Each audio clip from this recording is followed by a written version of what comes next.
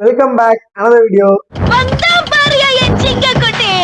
So இன்னைக்கு என்னுடைய சுற்றி பார்க்க போறோம்னா சில பல மீம்ஸ் அண்ட் ரீல்ஸோட ரியாக்ஷன்ஸ் தான் பார்க்க போறோம். கடல் பகுதியில் நிலவி வரக்கூடிய பென்சல் புயலானது தற்பொழுது 13 கிலோமீட்டர் வேகத்தில் நகர்ந்து வருது. குறிப்பா சென்னையிலிருந்து 110 கிலோமீட்டர் தொலைவிலும் பாண்டிச்சேரியிலிருந்து 120 கிலோமீட்டர் தொலைவிலும் தற்பொழுது இந்த பென்சல் புயலானது தற்பொழுது நகர்ந்து வருவது.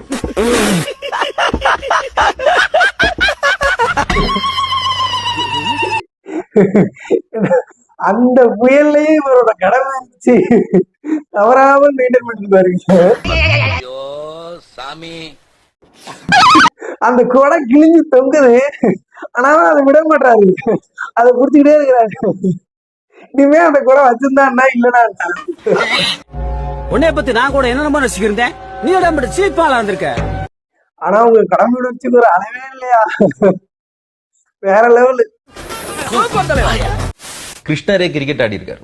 ஈஸ்வரன் ஆகிய கிருஷ்ணன் கையில கடம்ப மரத்து குச்சிய கையில வச்சு, கடம்ப மரத்துல மஞ்சரின்னு சொல்லுவாங்க, பூந்துணர் இன்ஃப்ளோரசன்ஸ்னு, அதை பாலா வச்சு இதை வச்சு விளையாடினாராம்.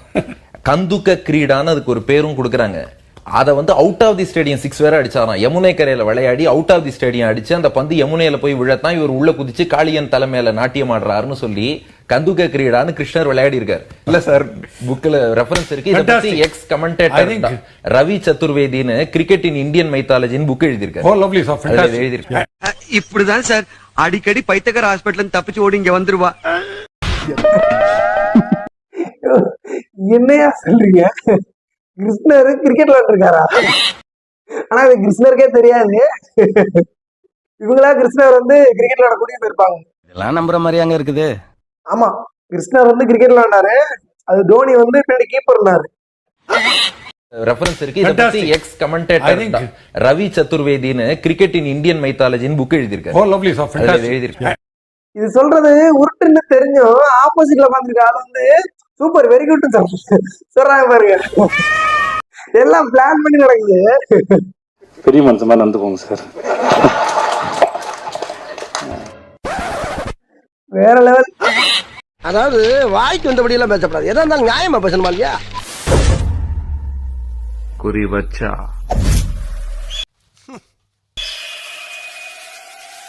எற மாத்தி விழணும். ஹலோ குணா, சாரி கண்ணா, உன்ன நான் தெரியாம கொன்னுட்டேன், எற ஏதோ மாத்தி விழுந்துச்சு சொல்றாங்க. தைரியமா இருமா, தைரியமா இரு, ஒன்னும் ஆகாது, ஆண்டவன் இருக்கான், நம்ம கரெக்டான குற்றவாளி போட்டுக்கலாம். இந்த படம் பார்க்கும்போது எனக்கு இது மைண்ட் செட் தான் இருந்துச்சு. சார் அவனா படம் தொடங்குறதுல இருந்து கத்திக்கிட்டே இருக்கானுங்க, மாத்தி மாத்தி சுட்டுக்கிட்டே இருக்கீங்க. என்னை மன்னிச்சுக்கணும், நீங்களே என்ன சுட்டுடுங்க, கோப தீர வரைக்கும் என்ன சுடுங்க.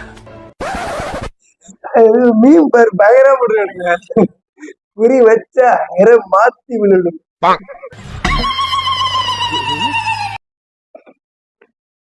நல்லா குறி வச்சீங்க போங்க. அசல் கோளாரோட மைண்ட் செட் இப்படிதான் இருக்கும்.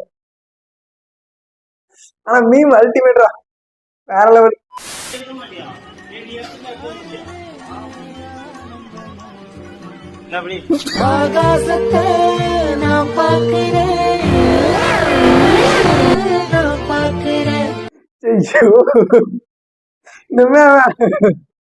எதையுமே பார்க்க முடியாது. அடியில விட்டறிஞ்ச கத்தி அரைஞ்சு மேல போயிருந்தா எனக்கு புத்திர பாக்கியமே போயிருக்கு. இதோட வாழ்க்கையை வெறுத்திருப்பான். குத்துனது நண்பனா இருந்தா செத்தா கூட சொல்லக்கூடாது. குத்துனது நண்பனா இருந்தாலும் செத்தா கூட சொல்லக்கூடாது. போதும் பண்றாங்கக்கா. நீங்க பாத்தீங்கன்னா வெளிநாட்டுக்கெல்லாம் ட்ரை பண்ணிட்டு இருப்பீங்க. அதுக்கு பாஸ்போர்ட் எடுக்கணும், அப்புறம் பணம் அரேஞ்ச் பண்ணணும், வேலை தேடணும், போனோம், இதெல்லாம் தேவையே இல்லை. அடுத்து இவங்க என்ன சொல்ல போறான்றத மட்டும் கேளுங்க, அதை கேட்டாலே போதும். நிறைய பேர் நான் வெளியூருக்கு ட்ரை பண்ணிட்டு இருக்கேன், அப்ராட் போகணும்னு ஆசையா இருக்கு, அங்க போய் ஏதாவது சாதிக்கணும்னு ஆசையா இருக்கு, என் படிப்புக்கு அங்கதான் நான் போய் செட்டில் ஆகணும், இல்லை எனக்கு வெளியூர் போகிறதே ஒரு ட்ரீம் அப்படிலாம் இருக்கிறாங்கல்ல, அது கிடைச்சா நல்லா இருக்கும், ப்ராஜெக்ட்ஸ் எனக்கு அங்கே வெளியூரில் கிடைச்சா நல்லா இருக்கும், அப்படிலாம் நினச்சி ட்ரை பண்ணிகிட்டே இருக்கிறவங்களுக்கு நீங்கள் என்ன பண்ணலாம் அப்படின்னா, இந்த ஸ்விட்ச் வேர்டை சாண்ட் பண்ணிக்கலாம். என்ன ஸ்விட்ச் வேர்டை? Rush wheels on, route, move, reach, charm.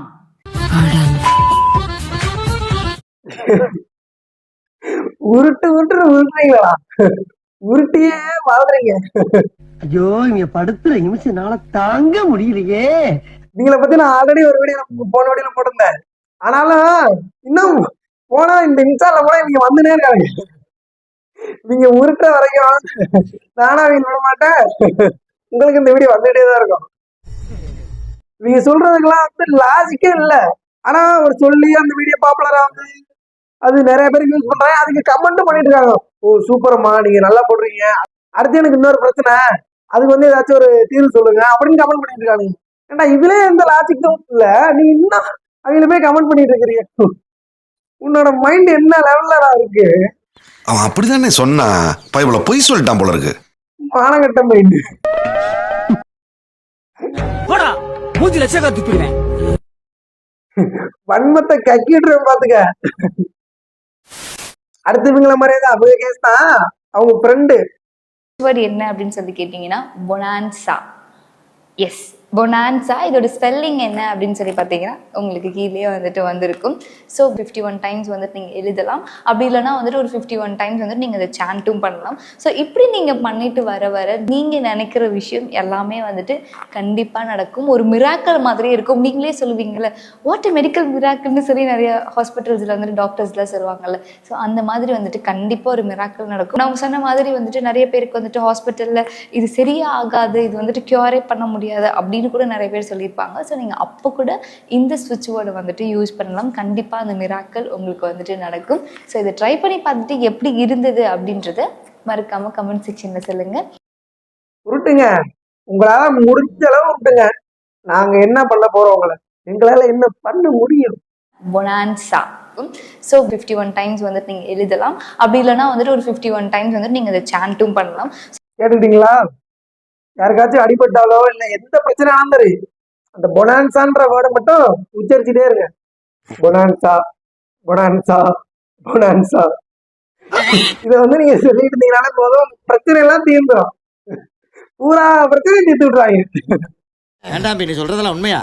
என்னைய கேனத்தனமா பேசிக்கிட்டு உண்மை இல்லாம பையா சொல்றாங்க. சோழியை முடிச்சுட்டு போற வந்துட்டு எதுக்கு ஹாஸ்பிட்டல் போறீங்க? தேவையில்லாத காசு செலவு பண்றீங்க. என்ன பார்த்தா அப்படியே நம்புற மாதிரியா தெரியுது? ஏன் இவ்வளவு நாள் நம்புனீங்கல்ல? அந்த குடும்பத்துக்கு என்ன பேஸ்ட் யூஸ் பண்ணலாங்கிற க்ளோஸ் அப் ப்ளூ யூஸ் பண்ணுங்கன்னு சொன்னேன். அந்த அவங்களோட கிரக அமைப்புக்கு அவங்க பேசுறதுல இருந்து அவங்கள வந்து அந்த எனர்ஜி அவங்க கிட்ட மாத்துறதுக்கு. அதே மாதிரி கோகுல் சாண்டில் பவுடர் யூஸ் பண்ணுங்கன்னு சொன்னேன். இப்போ இந்த நான் முன்னாடி அந்த சொன்னல பையன் படிக்கல அப்படின்னு சொல்லிட்டு, அந்த மாதிரி நிறைய விஷயங்கள் சின்ன சின்ன சின்ன சின்ன சின்ன சின்ன விஷயங்களை சேஞ்சஸ் பண்ணவே சூப்பரா ரிசல்ட். ஆமா, என்னென்ன பேஸ்ட் யூஸ் பண்ற முதற்கொண்டு கட்டத்துல இருக்குது. மனக்கோளாறு பூரா விஷயத்தையும் கட்டம் சொல்லிடுது. ஒத்துக்கிட மனசு இல்லைனாலும் அதான் நேசம்.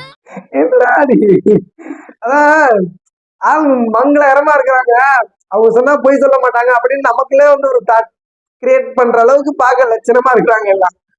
மனுஷன் வாழ்க்கையே கிரிஞ்சு தானே சாமி. கிரிஞ்சுன்னு நடந்துதான் மனித வாழ்க்கையா இருக்கு சாமி. என்ன சாமி வேதான் சொன்னாங்களே, வெள்ளையா இருக்கிறவங்க பொய் சொல்ல மாட்டாங்களா, அது மாதிரிதான் இங்க நடந்துட்டு இருக்கு. சிகப்பா இருக்கிறவன் பொய் சொல்ல மாட்டான்டா. இது என்னடா புது பொருளியா இருக்கு? என்ன பார்த்தா அதெல்லாம் நம்புற மாதிரி இருக்கு. சோ நெக்ஸ்ட் பாத்தீங்கன்னா, உங்களுக்கு வந்து அடிக்கடி லவ் ஃபெயிலியர் ஆகுதா, இல்ல லவ்வே செட் ஆக மாட்டுதா? அதுக்கு இந்த வீடியோ பாருங்க. உங்கள் காதல் சக்ஸஸ் ஆகணுமா? நான் சொல்கிற ஒரு ஸ்வீட்டை சாப்பிடுங்க, உங்கள் நண்பர்களுக்கு வாங்கி கொடுங்க, உடனே சக்ஸஸ் ஆகும். தயிர் வடை கேள்விப்பட்டிருக்கீங்களா? அந்த தயிர் வடையை வாங்கி நீங்கள் சாப்பிடுங்க, உங்கள் நண்பர்களுக்கு கொடுங்க. அதை முடிச்சுட்டு உங்கள் காதலை சொல்ல போங்க, அழகாக காதல் செட் ஆகும். நாங்கள் படிக்கிற காலத்துல இருந்து இப்படித்தானப்பா பொய் பொய்யா பேசிக்கே இருப்பேன். போகும்போது 2 தயிர் வடை பார்சல் வாங்கிட்டு போங்க. உங்க நண்பருக்கு ஒண்ணு, உங்களுக்கு ஒண்ணு.